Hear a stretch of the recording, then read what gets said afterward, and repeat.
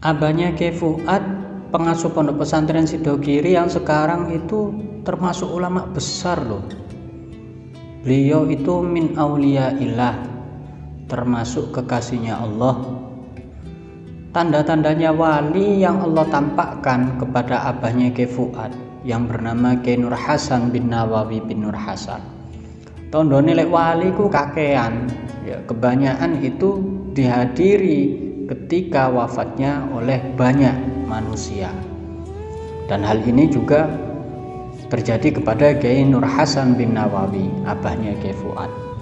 Kendati beliau sehari-harinya bersikap humul dan jarang dikenal orang, ternyata para pelayat yang ingin memberikan penghormatan terakhir kepada Kyai Nur Hasan ini begitu banyak, meluber membanjiri pondok pesantren Sidogiri. Sebagaimana diketahui, kala itu zamannya Kyai Nur Hasan bin Nawawi masih ada pancawarga. Santri Sidogiri itu tidak sebanyak seperti sekarang. Tapi ketika Kyai Nur Hasan wafat, lautan manusia, ribuan pelayat menghadiri pondok pesantren Sidogiri untuk memberikan penghormatan terakhir kepada Kyai Nur Hasan bin Nawawi. Bahkan keranda yang membawa beliau dari kediamannya menuju Masjid Jami' Sidogiri yang jaraknya itu kurang lebih 300 meter berjalan lebih cepat dari arus para pelayat yang berduyun-duyun. Seakan keranda itu berjalan sendiri di atas kepala para manusia yang hadir kala itu. Prosesi sholat jenazahnya pun diulangi sampai berkali-kali dari saking banyaknya orang yang ingin memberikan penghormatan terakhir kepada Kyai Nur Hasan bin Nawawi.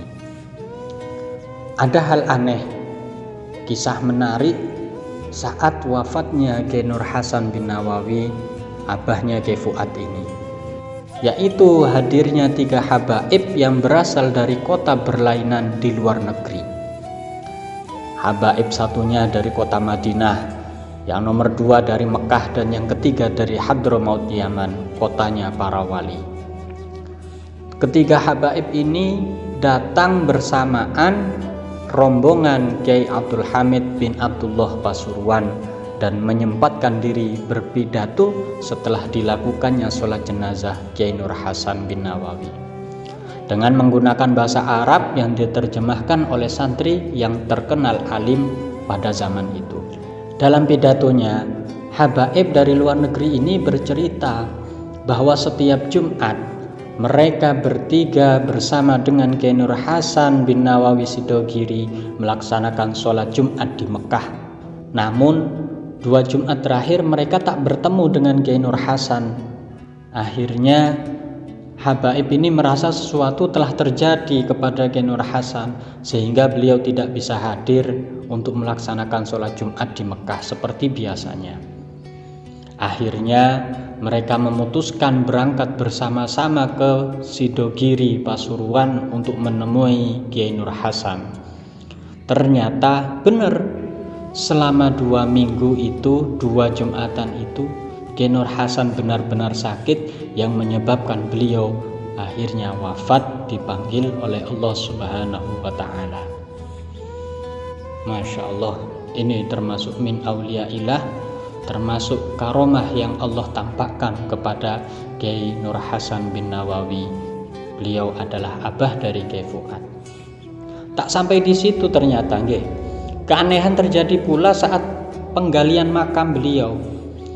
Bumi yang akan digunakan memendam jasad beliau sangat sempit karena posisinya berada di antara makbaroh atau kuburan Kyai Nawawi bin Nur Hasan abahnya dan Kyai Abdul Azim bin Urib, yaitu kakak iparnya Kyai Nur Hasan bin Nawawi. Namun Kyai Khalil tetap memerintahkan agar jasad kakaknya ini dikebumikan di tempat itu, di tengah-tengah antara pesariannya abah dan kakak iparnya. Padahal kalau dipikir secara logika, tempatnya sangat sempit, tidak akan muat untuk dimasuki jenazah. Ternyata setelah digali, di dalamnya itu ada kayu besar yang menghalangi. Disitulah Allah tampakkan karomahnya. keajaiban pun muncul. Akar yang mengganggu itu tiba-tiba hilang dan bumi tambah menjadi lebar, seakan mempersilahkan Kiai Nur Hasan bin Nawawi untuk masuk ke dalam pangkuannya. Kiai Kholil yang dikenal sebagai min auliyaillah juga, selaku adiknya Kiai Nur Hasan, melihat kejadian itu mengatakan, "Yo ngene iki lek wali. Beginilah yang terjadi kalau yang dikebumikan adalah wali." Itulah dawuh dari Kiai Kholil Nawawi selaku adik dari Kiai Nur Hasan bin Nawawi. Masya Allah, ini termasuk min auliyaillah, karomah yang Allah tampakkan kepada Kiai Nur Hasan bin Nawawi selaku kakak tertua dari pancawarga Bani Nawawi.